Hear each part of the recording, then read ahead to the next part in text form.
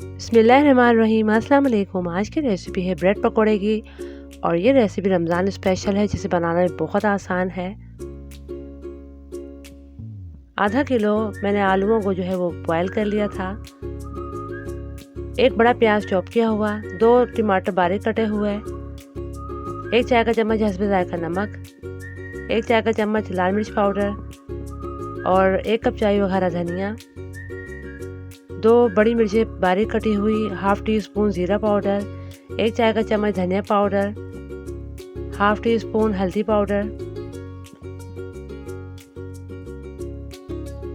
अब सबसे पहले मैंने ऑयल डाल दिया है तकरीबन 2 खाने के चम्मच एक पैन में, और अब इस पैन में जो है वो ऑयल को गर्म कर लेंगे और उसमें डाल देंगे एक बड़ा साइज़ का प्याज चॉप किया हुआ। प्याज को 2-3 मिनट के लिए आपने पकाना है कि ये थोड़ा नरम हो जाए।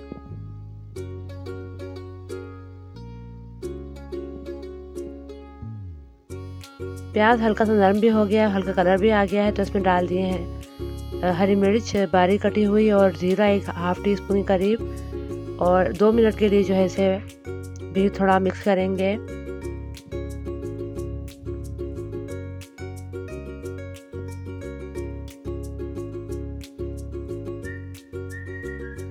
अब इसमें डाल देंगे बारीक कटे हुए टमाटर। ये 2 बड़े टमाटर हैं और ये बारीक कटे हुए हैं, तो इन्हें आपने काट कर डालना है बारीक। और अब टमाटरों को जो है वो अच्छी तरह से नरम होने तक पकाना है कि थोड़े सॉफ्ट हो जाएं। और अब डाल देंगे इसमें लाल मिर्च पाउडर, धनिया पाउडर, हल्दी पाउडर और नमक 1 चाय का चम्मच, ये हस्बे ज़ायका। और अब जो है वो आपने खूब अच्छी तरह से मसाले को भूनना है।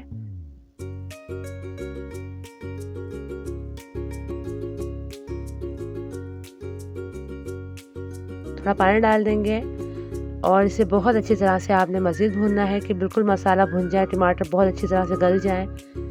मसाला बहुत अच्छी तरह भुन चुका है। अब इसमें आलू जो है वो मैश करके डालने हैं, तो मैंने मैश कर लिए थे आलू को, और अब जो है वो आलू जो है वो मैश करके डाल दिए हैं। और इसे भी बहुत अच्छी तरह से आपने 2-3 मिनट के लिए जो है वो आपने मिक्स करना है इसे। अब मैंने हाफ़ धनिया इसमें ऐड कर दिया है और थोड़ा सा मैंने बचा लिया है। अब धनिया जो है वो मिक्स कर दिया है मैंने अच्छी तरह से। अब आलूओं के साथ इस धनिया को भी डाल के मिक्स करना है। 2-3 मिनट आपने इसका मसाले के साथ जो है आलूओं को पकाना है और इस फीलिंग को जो है वो ठंडा कर लेना है।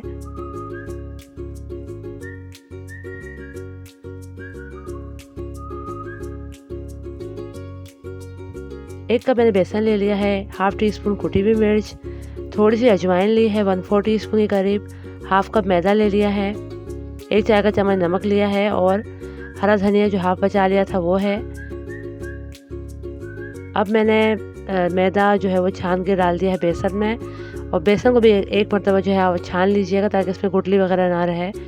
और इसे अच्छी तरह से मैदे और बेसन को जो है वो अच्छी तरह से मिक्स कर लेंगे।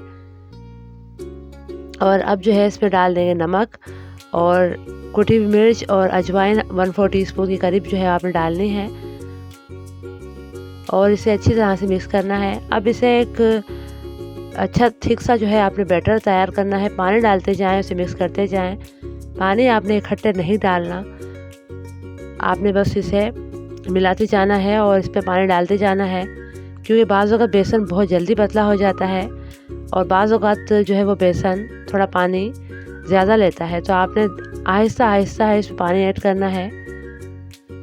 अब देखिए इस तरह से बैटर हो गया है हमारा। इतना ही थिक बैटर चाहिए, ना बहुत पतला ना बहुत गाढ़ा, कि बस हमारी ब्रेड जो है वो अच्छे से कोट हो जाए, और बहुत ज़्यादा गाढ़ा भी नहीं होना चाहिए बैटर। आपने इस बात का ख्याल करना है। ये देखिए इस तरह से बैटर रेडी हो गया है। अब इसमें डाल देंगे हरा धनिया, हाफ़ मैंने फिलिंग में डाल दिया था जो स्टफिंग रेडी की है, और हाफ़ जो है वो हम बेसन में डाल देंगे।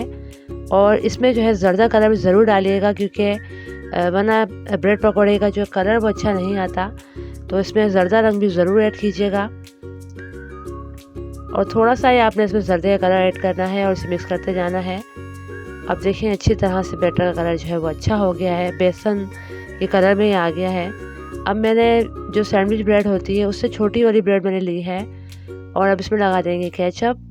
अपने टेस्ट के मुताबिक लगाइएगा, बहुत खट्टा हो जाता है केचप, तो ये आपने बहुत ज़्यादा अप्लाई नहीं करना। केचप लगा लिया है और अब इस पर जो स्टफिंग रेडी कर रखी है हमने आलूओं की, वो इस पर फैला देंगे। सबसे पहले केचप को जो है आपने अप्लाई करना है।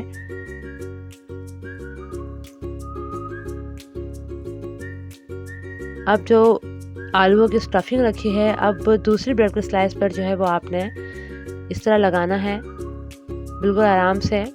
एक मोटी सी लेयर लगानी है ब्रेड पकौड़ा के अंदर, ताकि इसकी फीलिंग जो है वो मज़ेदार लगे खाने में। रमज़ान में आप इस रेसिपी को ज़रूर ट्राई कीजिएगा, क्योंकि इसे बनाना बहुत आसान है और अफ्तार में बहुत मज़ा करेगी ये रेसिपी, बहुत ज़्यादा इंजॉय करेंगे आप। और इसे बनाना बाकी बहुत आसान है, और रमज़ान में तो वैसे भी इस तरह की रेसिपी अच्छी लगती है खाने में। तो अब मैं इस ब्रेड के भी 4 स्लाइस करूँगी, क्योंकि हम ब्रेड पकौड़ा रेडी कर रहे हैं। बहुत बड़ा ही अच्छा नहीं लगेगा, तो मैं इसके 4 ही स्लाइस करूँगी। चाहे आप इस तरह काट दें, चाहे आप सैंडविच स्टाइल में काटें, तो मैं इसे इस तरह काटूँगी। इस तरह से 4 जो है वो उसे पीस कर लेंगे, ताकि पकोड़े, हमारे ब्रेड पकौड़ा जो है वो बहुत अच्छे लगें। अब मैं इसे भी मज़ीद हाफ़ करूँगी, क्योंकि बहुत बड़े तो अच्छे नहीं लगेंगे। तो पकोड़े हैं तो पकोड़े छोटे होने चाहिए। अगर आप चाहें तो सैंडविच स्टाइल में पका सकते हैं, मगर मैं इसे हाफ़ करूँगी। अब इस तरह से तमाम ब्रेड जो है वो रेडी कर लेंगे, पकोड़े रेडी कर लेंगे। ऑयल मैंने पहले गर्म होने रख दिया है कढ़ाई में, और अच्छी तरह से ऑयल जो है आपका गर्म होना चाहिए। मैंने तमाम रेडी कर रख लिए फिलिंग करके। और अब इसे आप देखें, ये हमारा बेसन भी अच्छी तरह सेट हो गया है इतनी देर में, और इतना ही ठीक होना चाहिए। सबसे पहले कढ़ाई में या फिर आप किसी पैन वगैरह में ऑयल जो है वो अच्छी तरह गर्म कीजिएगा। पहले चेक कीजिएगा कि ऑयल गर्म हुआ नहीं हुआ, फिर आप इसमें ब्रेड पकौड़ा जो है फ्राई कीजिएगा। तमाम पकौड़े जो है वो डीप फ्राई करेंगे और इसे गोल्डन ब्राउन कलर आने तक पकाएंगे। और ये तमाम काम आपने मीडियम टू हाई फ्लेम पर करना है, बहुत लो फ्लेम नहीं रखनी, वरना ब्रेड जो है वो तमाम ऑयल जो है सोक कर लेगी। तो आपने सिर्फ इस बात का ख्याल करना है कि आपने मीडियम टू हाई फ्लेम पर ही पकौड़ों को फ्राई करना है। अब इस तरह करके तमाम पकौड़े हम रेडी कर लेंगे।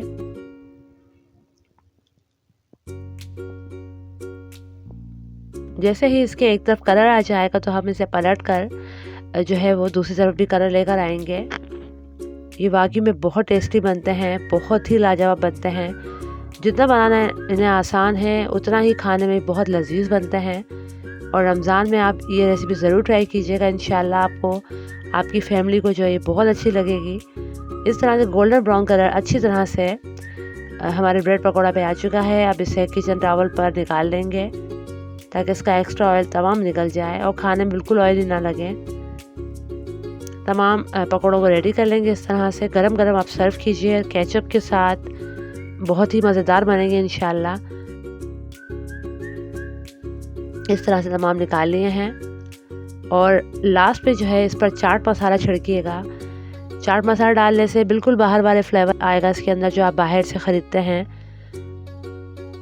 रेसिपी अच्छी लगे तो लाइक और शेयर करना मत भूलिएगा। अपना बहुत सा ख्याल रखिएगा। अल्लाह हाफिज़।